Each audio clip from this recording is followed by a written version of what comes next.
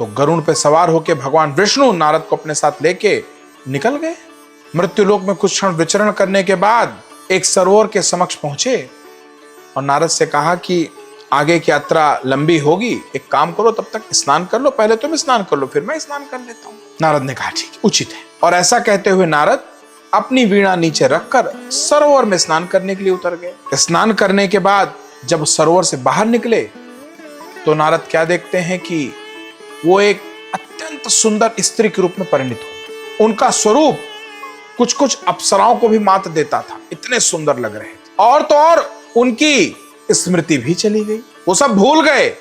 वो भूल गए कि वो नारद हैं और यहाँ पे भगवान विष्णु बैठे हुए हैं, बगल में उनकी वीणा, वो सब भूल गए। सामने क्या देखते हैं कि महाराज तालध्वज खड़े हैं।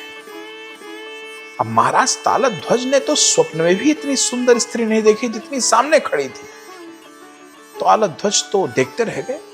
तो महाराज तालध्वज ने पूछा उस सुंदरी से, तुम कौन हो, कहां से आई हो, इस सरोवर में कैसे स्नान कर रही हो, अपने माता पिता के बारे में कुछ बताओ।